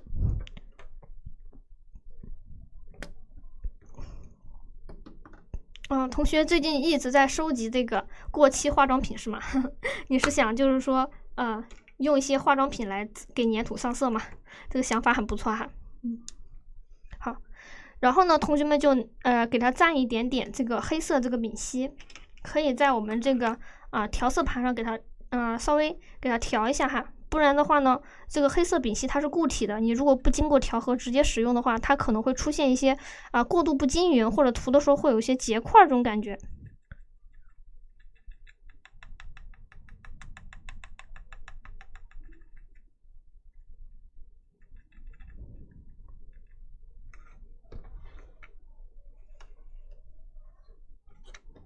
然后呢，我们把这个仙鹤呢，就是说涂色的时候呢，如果身边有这个纸巾的话呢，也可以用纸巾垫到我们这个手底下哈。不然的话呢，就老师也会担心这个颜色会把同学这个手弄脏哈。然后呢，我们把它头倒着放整个脸的话呢，不要涂成黑色，它脸的话还是白的哈。我们从这个整个脸的下方大概1厘米这个位置开始涂这个黑色一直涂到哪儿呢？涂到这个位置，这个位置开始慢慢变粗，跟身体衔接，对吧？要注意它这个黑色的毛跟身体衔接的时候呢，不是直接停止的，不是说直接就黑白分明的，它是看到它是有这种像那种像那种穗子一样的这种感觉，一点点变白的哈。我们先把它中间涂完，然后呢上下两边怎么样衔接，我再给你们示范一下。我们先涂到它变粗的这个位置，然后先不要管它中间呢就不要让它有留白这个地方。好，现在的话呢，我们涂到它这个边边的位置，然后呢，笔的话呢，可以在这个板上给它刮干净哈，上面不要有这么多的黑颜料让这个笔呢，就是说显得比较干一些。好，然后这个笔就不要蘸颜料了，我们就往下一点点这样过渡哈。过渡的时候呢，就一根一根的去画它一根一根的去画它，就让它这个颜色一点点变得就是说一点点变得就是说越来越自然。给同学看一下，这是跟下面衔接这个位置，好，就涂成这样就可以了哈。准备油性勾线笔可以吗？可以的，同学。油性勾线笔可以的，但是呢，但是最好还是用这个丙烯颜料和勾线笔去画，因为油性勾线笔的话，它可能没有那么细，你画到这个位置的话呢，它其实这种毛发感其实是不是很好处理的哈。然后上面这个位置呢，也是这样给它过渡，但不要过渡太长了一定要过渡，就是说稍微短一点不要把我们这个脸给盖住了。这个笔的话也是不蘸任何颜料的。我们把它前面这个颜料一点点给它过渡开就可以了。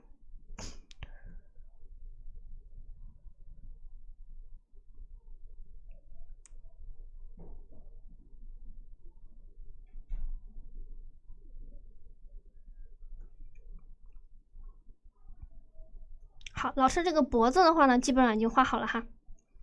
同学们看一下。接着呢，我们开始把这个笔洗干净。洗干净之后呢，可以画一下它这个尾巴以及它翅膀这个钩边。机智的瑶瑶老师，好，然后把笔洗干净哈。老师觉得这个黑色的笔呢，其实不是很好洗干净。我一般洗的时候呢，我会反复的在这个纸巾上擦拭，直到我擦完之后呢，它没有显示出任何黑色，代表我已经洗干净了。同学们也要稍微洗干净一点，不然一会儿老师让我们用白色，你的笔没洗干净，一用，哎，怎么变成灰色了，对吧？好，然后呢，脖子上有白色这个毛，我们先不要画它，等脖子这个干了之后我们再画。现在呢，同学们用这个金色银色丙烯哈，金色银色丙烯涂一下它这个翅膀这个边还有尾巴。另外呢，假如同学们这个金色丙烯都没有的话呢，我们可以用这个，白色以及浅黄色来替代一下哈，用这个浅黄色替代一下，最好呢还是用金色，因为金色呢它属于金属色，它是会反光的。然后同学们取出一点点金色，在我们调色盘上用水调和一下，但是你不要调太稀了，你调太稀，你最后画出来这个颜料它会晕染就调的就是说稍微浓稠一点。调一下就行了。好，然后呢，我们把这个仙鹤拿起来，老师呢把镜头再调大一点哈，调这么大，让同学们看清一点。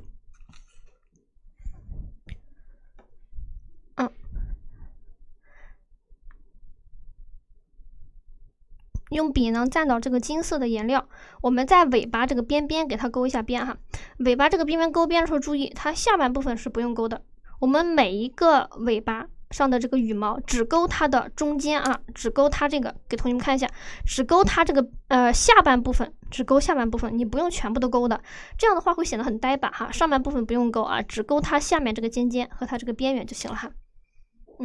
勾的时候呢，一般我们只勾它前面这些羽毛后面这个毛呢就不用管它，后面毛因为它也看不见哈，就没有必要去勾它把它两边给它勾一下。同学们看到了吗？勾完之后，它整个装饰性效果就会变好很多哈。金色的这个丙烯的话，它是有这种自带反光这种布灵布灵的效果的，会比较好看一些。如果同学这个金色丙烯买了还没有到的话，或暂时还没有买到的话呢，也可以用这个黄色调出这个浅黄色的这个，或者是浅橘色的这个颜色替代一下哈。不过以后的话，建议同学还是给它补一下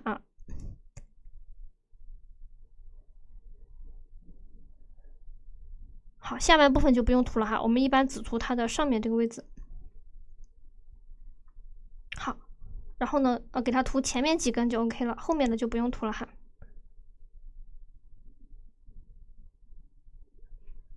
除了金色呢，也可以用银色。老师呢，一般就是说喜欢先用金色给它勾一个边边，然后中间呢再用银色给它稍微勾勒一下羽毛就可以了。但是金色的话呢，我们就一起用吧。它翅膀的话呢也是金色，我们就等翅膀的金色一起勾完之后呢，再用银色以及白色再涂一下其他部位，然后整个仙鹤就可以完成了哈。翅膀的话呢，因为时间关系，给同学们就是说上课上的话，我们就勾一个翅膀，好吧？因为它两个翅膀都是完全一样的，勾这个边其实也挺，就是说时间还是蛮久的。我们就先勾一个翅膀，同学们看一下怎么勾。另一个翅膀的话呢，同学们可以等这个翅膀稍微干一点，或者有些同学的翅膀还没有剪完，等它剪完之后再勾。好，勾这个边边的话呢，我们需要注意一下这个勾这个线的均匀，你不要勾的一会儿粗一会儿细的，然后勾的时候顺着它翅膀形状勾它翅膀什么形状你就什么形状就行了非常简单推荐12色的金属色全部美翻了，超推荐老师也很喜欢用金属色老师喜欢用那个贝比欧的那个金属色，它的颜色的话呢也是比较丰富一些的非常喜欢用金属色，尤其喜欢用那个铜色，还有那个金绿色吧，又金又绿的那个颜色，感觉特别美好，我们勾一下它这个边边如果同学的金属色比较丰富的话，你也不用说跟老师一样用金色给它勾边，你也可以用其他的颜色，比如说像那种偏橙一点那种金色给它勾边的话呢，效果就会也不太一样。勾一下这个边边老师这个颜色的话呢稍微有点少了，我再蘸一点点哈。像然这个白色粘土上勾这个金色边，它可能看了就没有这个深色的这个粘土看起来明显，所以呢，老师勾的前几个羽毛的话呢，感觉不是很明显，我可以再给它重复再勾一遍哈，勾的稍微明显一点啊，现在看起来的话就稍微明显一些了。然后呢，我们再勾它的第二层这个羽毛。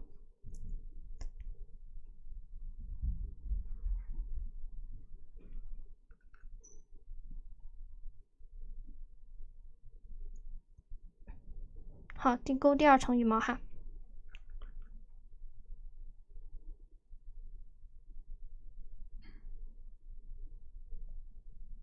同学在勾边的时候呢，丙烯颜料切记啊，不要给它调的特别稀，稍微稠一点，不然你涂上去之后呢，它就会不太明显。好，第二层也涂完了哈。同学课上的话跟老师就是说，如果能跟上的话就涂2层，跟不上的话呢就涂1层就可以了。这个颜色啥时候涂都行，同学们只要掌握住这个注意事项和方法就可以了哈。我们就先把这一个翅膀给它涂完，然后呢另一个翅膀的话呢，等到课下再涂一样的方法。好，然后呢还是洗笔换颜色哈。这个时候呢，我们需要换一下银色和白色，涂一下它这个脖子上的这个毛发。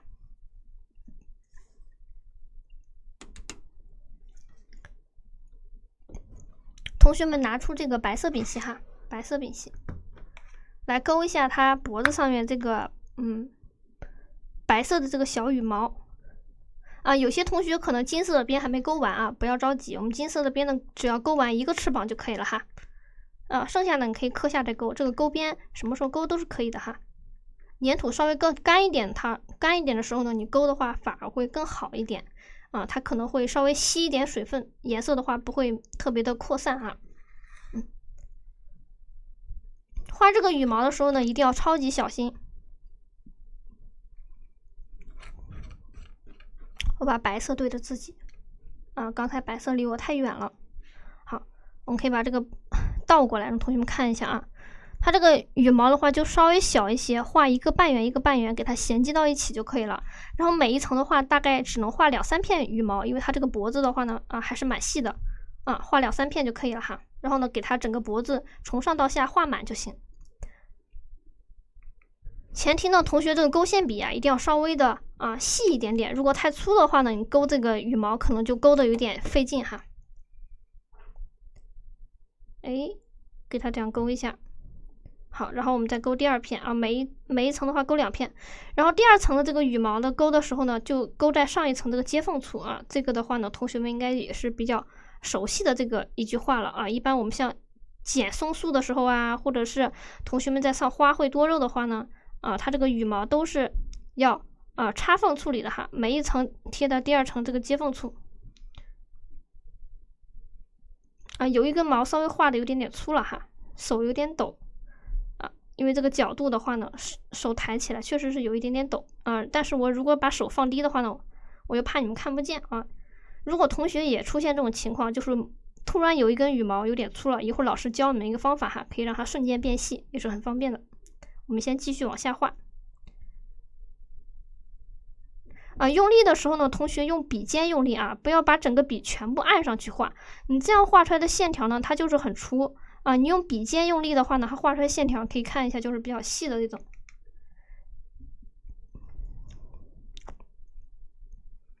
对的哈，我们脖子上还是有这个白色的这个羽毛，我们现在正在画哈。画完白色羽毛之后呢，我们一会儿再用银色的这个丙烯画一下它尾巴上这个装饰，它尾巴上还有银色这个装饰哈。好，老师这个毛的话呢已经画完了，其中呢有一片这个毛可能画的有点粗画的有点粗怎么办？同学，这个我的黑色丙烯还没有干，非常的好。如果同学干的话，再拿一点黑色丙烯哈，用笔呢蘸一点黑色丙烯，然后呢把我们画粗的这个毛下半部分给它盖一下它就变细了，对吧？这是一个比较好用的一个方法。好，老师把镜头呢稍微调远一点哈。然后呢，同学们把笔洗一下，我们换最后一个颜色。最后一个颜色的话呢，就是银色的这个丙烯哈，把笔洗一下。银色的话呢，其实是可用可不用的。老师这个尾巴上呢，用银色点了一下高光，会让它看起来更亮一些啊。如果同学觉得金色给它勾边之后已经很亮了，你也可以不用银色啊。这个就属于一个自己发挥的一个阶段哈。好，银色的话呢，一般我喜欢在中间这个位置用这种条状给它点一点高光。能用白笔画吗？没有老师这个笔啊，同学没有这种勾线笔是吗？那同学拿白笔画吧，不过白笔画可能会稍微粗一点点哈。你可以试一下，如果稍微粗的话呢，同学就不要画这么多这个毛了，你可以画个就是6、7片左右啊，6、7片左右，在中间画一点点就可以了哈。好，银色丙烯的话，我们在中间用这种条状给它勾勒一下画一点点这个高光。还有前面这2个黑色这个羽毛，也可以用银色丙烯给它勾一下它这个边边。因为黑色的话，其实还蛮搭这个银色的，画上去特别明显。这个提亮效果的话呢，也是非常丰富的。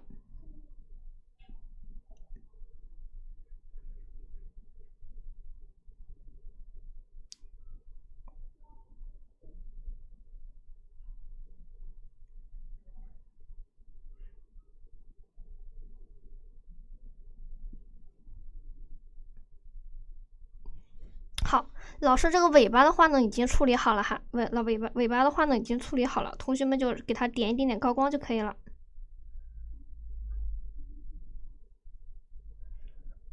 然后的话呢，咱们来处理一下其他细节。像这个仙鹤的话呢，它尾巴跟身体衔接的位置会有些白色的这种短毛，给它覆盖一下。如果没有这个白色短毛的话，它这个尾巴接缝跟身体，你看衔接在一起就特别的难看。所以呢，我们可以剪一点这个白色的毛给它贴一下。现在呢，颜料的话呢，我们暂时不需要用到了可以先收起来。但是一会儿画背景的话，可能会用到一点点这个金色丙烯，给它画这个云朵，这都是最后了再添加。暂时的话呢，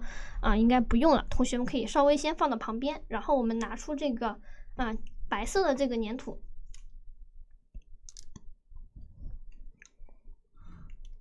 老师把镜头稍微调远一点哈。同学们可以看到我们这个背景，还有看到我们这个案例。我们剪几片羽毛给它贴上去这个也是比较简单操作的。然后同学们就揪一个1厘米左右的白粘土哈，1厘米左右轻轻的给它搓一下哈搓成一个长度为3厘米左右的长条，然后给它压扁压扁处就使劲的压2只手使劲按一下。按完之后呢，因为我们需要1毫米的这个厚度，所以同学们使劲压一下压一下之后呢，拿起来，然后呢用剪刀剪出几片呢？剪出大概5、6片左右这个毛，给它贴一下就可以了哈。剪这个羽毛的话呢，同学们就左右两边各用2条弧线，一剪它就出来了。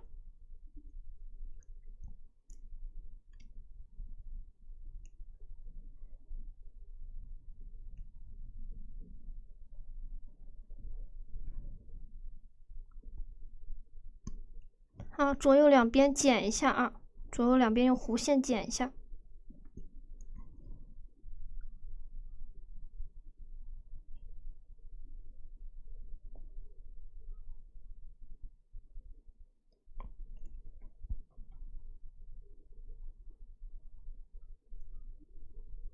我们就先剪出4到5片，然后给它贴一下哈。然后如果贴上去之后感觉有点缝隙，同学们就是说事后呢也可以就有时间的话呢再给它补一下。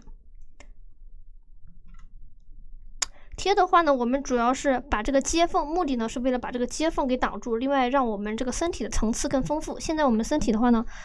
就是一个翅膀一个脖子一个尾巴，它没有其他这个羽毛的层次和这个高低关系了。然后现在我们把这个白色羽毛贴到它这个接缝处的话呢，它层次会丰富一些。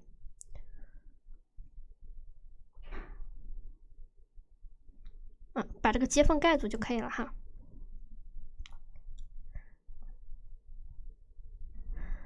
白乳胶在粘的时候呢，我们只粘它底部的这个尖尖，不用把它整个毛全部给粘住。好，再粘一片，然后我们就大功告成，然后我们就可以做其他的一个部位啊。然后咱们就可以做背景了啊。这一片毛的话呢，感觉稍微有一点点长，我这个修剪一下，修剪短一点，不要太长了。大概是在1厘米左右这个长度。好，老师这个仙鹤的话呢，这个尾巴上这个白色这个毛发也已经做完了哈。同学们做到这一步的话呢，如果有什么问题的话，也可以问一下哈。如果觉得这个毛有点长了，你也可以拿剪刀斜着给它剪一下，稍微剪短一点。因为你太长的话呢，它会盖住我们后面这个漂亮大尾巴，就有点得不偿失了哈。我们目的呢就挡一下这个接缝就可以，它如果太长的话，一定要用这个剪刀给它修剪一下。好，老师这个仙鹤的话基本上差不多了哈。在这一步的话呢，给同学们来一个小的课间答疑。大家在做这个仙鹤的时候，有没有遇到些什么样问题？或者做到最后一步的话呢，有没有什么问题？有问题的话也可以问一下啊。没有问题的话，咱们就继续做背景。背景的话呢，还是用到了这个黑色卡纸啊。同学们可以拿出自己的黑色卡纸，老师教你们一下如何构图，以及我们背景上需要制作的2个小部位哈。这个呢是老师粘仙鹤的时候粘下来一块皮，同学们可以忽略一下哈。刚才老师之前呢是把这个仙鹤粘上去的，然后拽下来的时候不小心拽掉了一块这个没关系的，我到时候给它放上去就可以盖住了。仙鹤这一步的话呢，同学们可能有几位同学这个翅膀的话呢，还没有剪，所以还没有贴，这个没有关系哈，你什么时候粘贴都行，你只要把它这个每个结构方法学到了就行。然后我们现在学一下构图哈。构图的话呢，整个仙鹤的话呢，在我们整个画面的中间靠右这个位置哈，中间靠右为什么不给它放到正中间呢？为什么不放到这个位置呢？因为你放这个位置的话，其实也是可以的，但旁边给它搭配景物的话，就有点麻烦比如说你在这个位置搭配景物，这个位置会显得就是说有点空哈而且这个中间这个太阳的话呢，就没有地方放，所以我一般是放到中间靠右这个位置哈。如果同学因为快过年了嘛，同学们也可以有别的思路，比如说我把这个仙鹤放正中间，这个太阳我就直接不要了去掉不要了，我左右两边呢给它做成这种比较古典这种对联呀，或者是那种菱形的这种对联的这种，或者是做一串小灯笼也是可以的哈。比如说左右两边做成一串小灯笼，或者做成那种对联然后搭配几朵梅花的话也是可以的，你可以给它放正中间。现在呢就没必要粘贴，我只是告诉同学们构图的时候呢，我可以构成哪几种形式。如果同学喜欢老师这个构图，你就给它放到中间靠右放到这个位置。好，我们现在还差一个什么呢？还差一个这个小太阳，对吧？这个小太阳的话呢，同学就是说也可以变成别的形式哈。刚才老师讲了，如果要做太阳的话呢，我们就就是示范一下，告诉同学们如果要做的太阳怎么做哈。这个太阳的话呢还是比较简单的。首先同学们需要一小块这个红色粘土。红色粘土的用量呢大概是在2厘米左右，不用特别大因为你太大的话容易抢我们这个仙鹤的这个位置哈，把它个仙鹤给挤没了。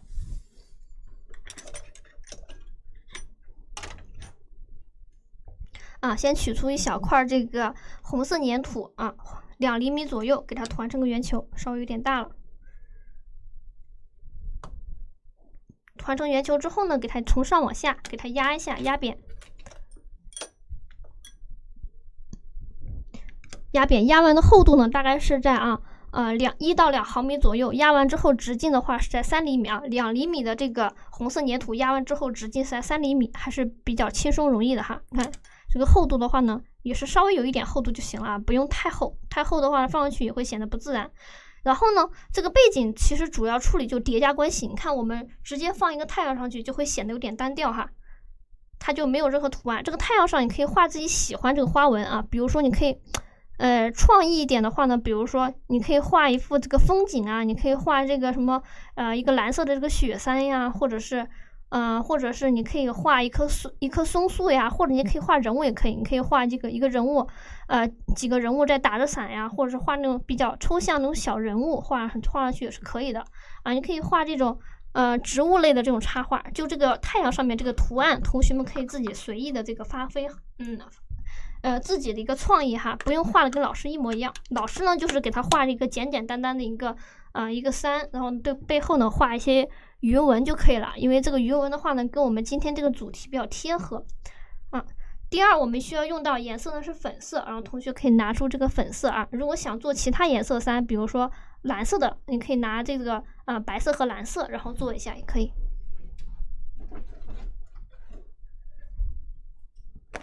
粉色的话呢，深粉、浅粉都行哈。好，然后呢，我们再取出大概1厘米左右的这个粉色粘土，不用取太多。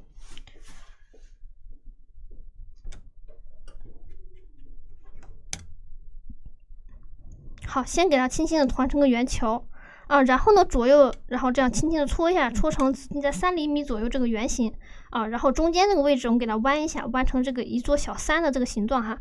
弯一下之后呢，让它这两边给它对到一起，给它对齐。哎，好。然后呢，弯出个形状之后，我们再给它压一下哈，然后从上往下给它压一下，压出的厚度呢也是在2厘米左右啊，2毫米左右。给同学们看一下，然后呢，直接给它进行一个拼贴，直接给它拼贴到整个这个太阳的下方，然后给它拿起来。啊，这一步也是简简单单。然后这个边边的话呢，我们根据这个太阳的形状给它处理一下啊，太阳什么形状我们就怎么样处理。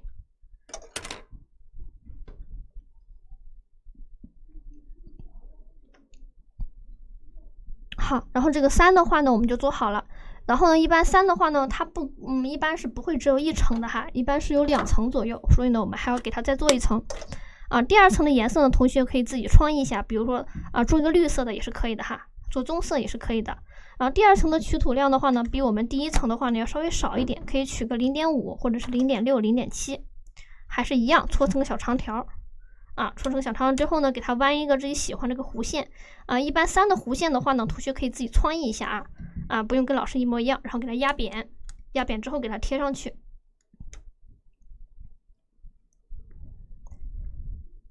好，贴上去之后它肯定会有多出来的部位，然后我们给它翻过来。然后呢，这个小太阳就已经 OK 了哈，这个小太阳已经 OK 了。上面这个花纹的话呢，同学可以自己创意的去画。然后鱼纹的话呢，一会儿老师在画背景的时候呢，可以给同学们一起示范一下啊。好，这个它就是太阳一般要注意我们在构图的时候，丹顶鹤这个头它是红的，你千万不要把它这个红的地方跟我们这个红色背景挨住了，一般要放它的上面一点点哈，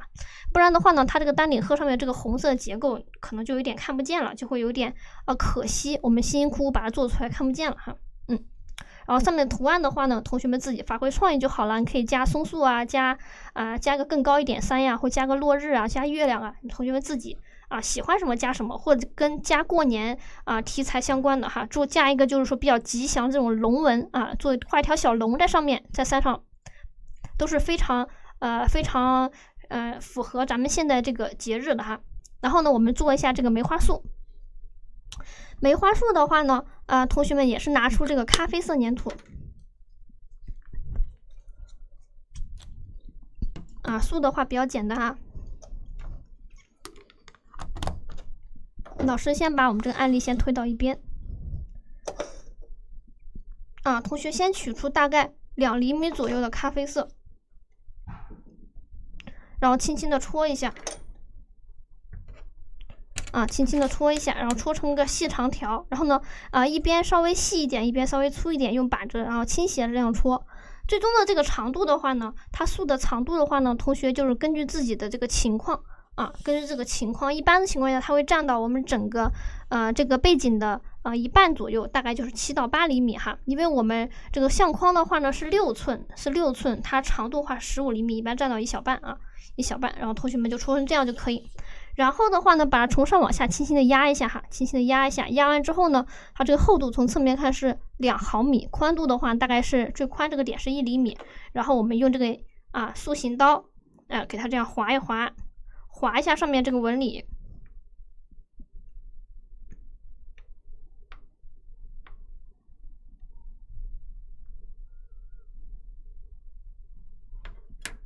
好，划完这个纹理之后呢，它整个树就有点太僵硬了，对吧？我们给它做一下造型，哎，比如说它往斜上方生长，它长着长着这个位置肯定要分叉的，它一分叉它就不会那么直了，哎，它就产生一个弯折，它又长到一小半的时候，长到2、3厘米，它又产生一个分叉，一分叉又开始弯折，然后最上面这个尖尖呢，它是要慢慢变细的，我们可以用手给它捏一下，好，它整体这个造型就有了哈。啊，给它放到这儿，放到这儿之后呢，我们再给它做一个稍微小一点这个树枝啊，给它搭配一下。小一点的树枝呢，也是一样的方法啊，只不过粘土的用量呢可以稍微少取一点哈，粘土的用量大概取一个1厘米左右就可以了哈。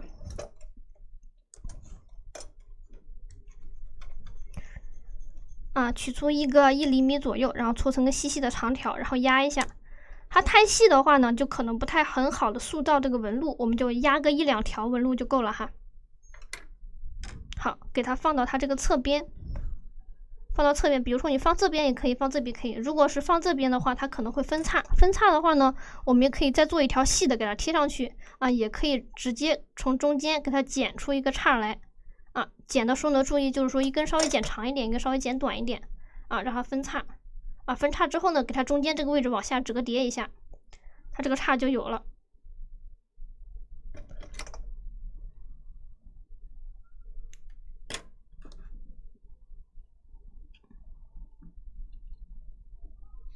好，给它按到上去啊。然后分叉的话呢，我们就这样做。然后一个梅花素的话呢，同学一般是分2个到3个叉左右，然后就可以了啊，不用分特别多。多余的位置呢，咱们给它裁剪断。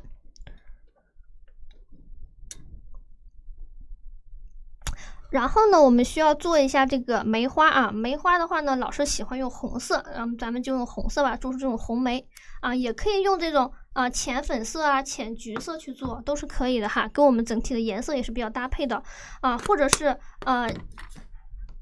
用黄色，或者同学直接拿那个金色粘土做一下也是可以的哈。然后老师调一个这个粉色出来啊，因为这个粉色的话呢有点浅，我就加一点红色给它调和一下。啊，同学呢可以直接拿大红色加白1比1个比例调出一个稍微深一点的粉色，然后咱们做一下这个梅花。然后本节课这个内容呢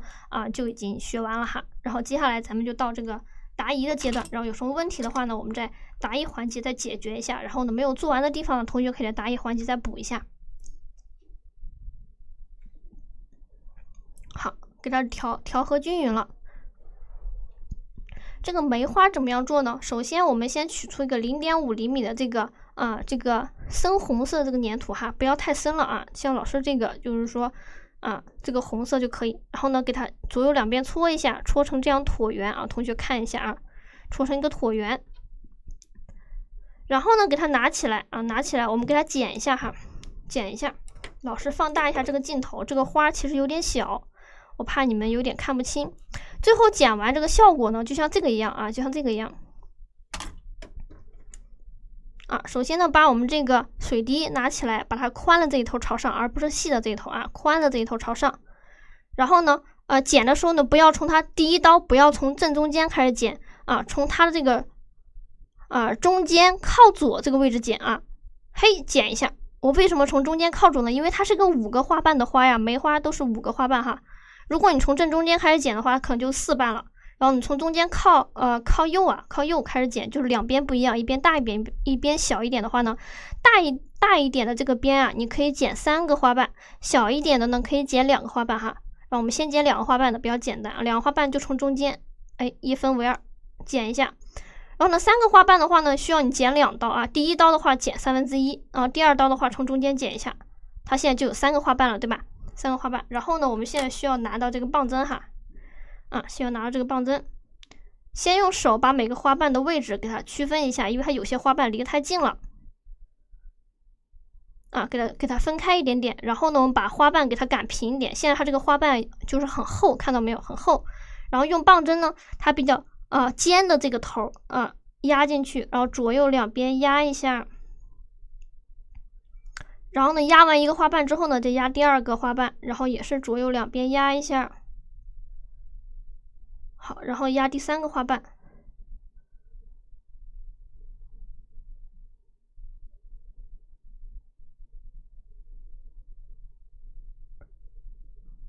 然后呢，同学们我们就用这个方法啊，给它压一下。好啊，压完了之后呢，它整个花心这个位置啊，一般它是要凹进去的，所以呢，我们用这个棒针从上往下给它压一下。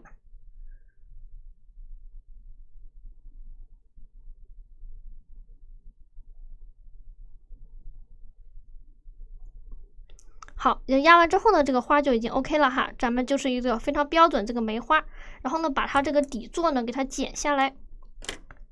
啊，轻轻的放到我们这个树枝上，然后这个梅花就已经 OK 了。老师稍微缩小一点哈。树叶的话呢，同学们就拿绿色这个粘土，然后给它做一下这个小叶子就行了。绿色粘土的话呢，尽量用一些稍微深一点这个绿哈，不要用太浅的绿啊，因为它整体这个颜色的话呢是比较暗一点点的，稍微用一个深一点这种绿色会好一些。叶片的话呢，这个比例的话呢，大概是做0.5毫米这个小叶片就行了哈，0.5厘米。就同学们取出一个大概0.3、0.2毫米的这个小粘土，绿色小粘土，然后轻轻搓成小水滴，然后用手指给它压扁。要太小了，你只能用手指压扁。但是它再小的话呢，它也会产生叶脉，我们需要用这个刀片啊，在它这个中间以及这个侧边给它压出这个叶脉。压完之后呢，就它这个叶片了。好，然后同学这个叶片的方法的话呢，也是就是跟我们之前方法是一样的，只不过它比较小一些哈。好，然后老师把镜头呢稍微调远一点点，咱们开始画它背景这个喜羊云的这个纹路，然后这节课呢就可以就已经讲完了哈。然后其他一些创意的部分的话，同学自己可以发挥一下。云纹的话呢是这样画的哈，同学可以先看老师操作一遍，然后同学们自己再画一遍啊。这个云纹的话呢，我们需要注意的就是它云朵的话呢，它是比较柔软的，对不对？它是气体，它不会产生像桌子呀、椅子这种非常明显的这种转折啊，像这种直线它是不可能就是拥有的。所以呢，像这个云朵，它在这个线条在转折的时候呢，千万不要这样转，像直角一样转，它是要这样圆着转啊，全部都是用这种弧线这样圆着转过来的。我们注意它这个形状就可以了。然后呢，还要注意它线条个虚实，一般它在开始和结束的时候呢是虚起虚出啊，它是用这种虚的线条，然后中间的话是用实线条，然后呢在快结束了，力气慢慢变轻也是虚线条，注意它一个虚实。第二，注意它一个转折，然后这个云纹大家基本上都可以画出来了。然后云纹的话呢，同学可以用这个金色粘土，也可以用这个红色呀，或者是这种橘色、银色都是 OK 的哈。同学们看自己的这个整个作品这个颜色搭配。稍等一下哈，老师给它调远一点点。然后呢，我们开始画一下这个云纹一般的话呢，仙鹤它飞到天上，它这个身体的左右两边都会产生这个纹路的，所以呢，可以把仙鹤拿开，在它左右两边给它画一下这个纹路首先呢，先是虚起哈，先力气用轻一点，画一条长长的一个直线，然后呢，转折处呢不要直接转，用一个圆形来转。半圆来转好，然后再画一条这个弧线。好，这是一个小小的一个云朵哈。这个小云朵的话呢，肯定是不太足够的，然后我们可以多画几个稍等一下老师把这个颜色调和一下，颜色快没有了，加一点水调一下。然后我们再画这种稍微长一点的哈，长一点的是这样画的。长一点的话也是第一步，也是先画一根长长的线条，可以稍微画长一点。转折处呢，再用一个半圆给它连接到一起，然后呢再画再画第二根。然后呢这边转折的地方呢，再用这个圆形。好，然后呢形状的话呢，可以大小稍微的给它区分一下不用每一根线条都是一样长。然后呢第三根的话呢，尽量也是用一根弧线哈。用一根弧线，